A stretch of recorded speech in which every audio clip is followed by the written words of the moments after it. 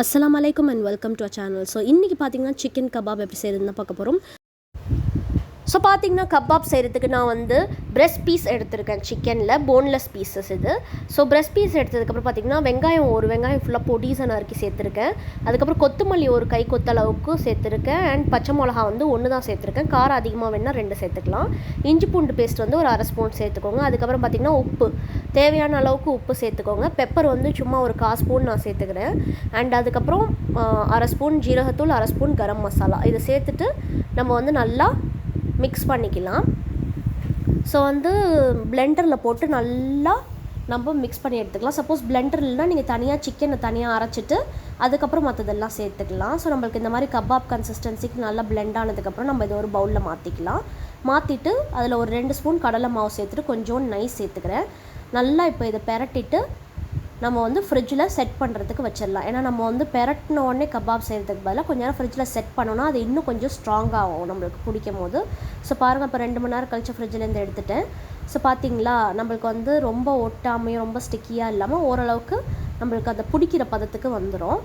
இந்த டயத்தில் நம்ம என்ன பண்ணலான்னா ஸ்டூவர் ஸ்டிக் எடுத்துக்கோங்க. ஸ்டூவர் ஸ்டிக் எடுத்துகிட்டு நம்ம கையில் நல்லா எண்ணெய் தடவிட்டு அந்த ஸ்டிக்லேயும் எண்ணெயை வந்து தடவிக்கோங்க. இப்போ கபாப் மாதிரி நம்ம ரோல் பண்ணி எடுத்துக்கலாம். நீங்கள் நார்மல் பேட்டிஸ் மாதிரி நார்மலாகவும் தட்டலாம், கபாப் மாதிரியும் செய்யலாம். ஸோ நான் ரெண்டு டைப்பாகவும் செய்ய போகிறேன். ஸோ இதை நம்ம ஸ்டோர் பண்ணி வைக்கிறதுனால எப்படி ஸ்டோர் பண்ணுறதுன்னு நம்ம இந்த வீடியோவில் பார்க்க போகிறோம்.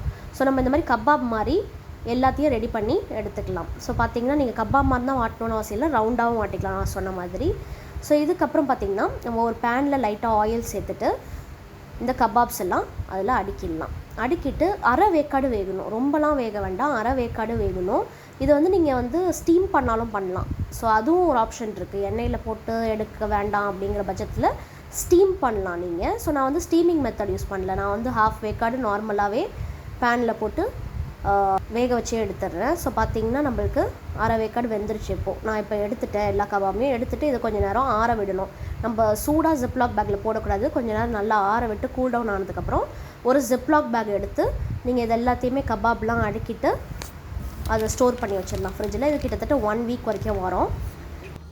ஸோ பார்த்திங்கன்னா இந்த கபாப் வந்து நான் நெக்ஸ்ட் டே குக் பண்ணி காமிக்கிறேன். இந்த பாருங்கள், ஃப்ரீசர்லேருந்து நான் எடுத்து 1 ஹவருக்கு முன்னாடி வெளியே வச்சுட்டேன். ஸோ பேனில் கொஞ்சம் ஆயில் போட்டுட்டு நம்ம வந்து ஏற்கனவே ஹாஃப் குக் பண்ண கபாப் எடுத்து நல்லா கோல்டன் ப்ரௌன் வர வரைக்கும் நல்லா குக் பண்ணுங்கள். நல்லா குக் பண்ணி எடுத்தோன்னே நம்மளோட கபாப் ரெடி ஆகிடும். ஈஸியாக நீங்கள் வீட்டில் செய்யலாம். கண்டிப்பாக டேஸ்ட்டாக இருக்கும். ட்ரை பண்ணி பாருங்கள். தேங்க்யூ ஃபார் வாட்சிங் த வீடியோ. இந்த வீடியோ பிடிச்சிருந்துச்சுன்னா லைக் பண்ணுங்கள், ஷேர் பண்ணுங்கள், சப்ஸ்கிரைப் பண்ணுங்கள், மறக்காம பெல் ஐக்கனை கிளிக் பண்ணுங்கள்.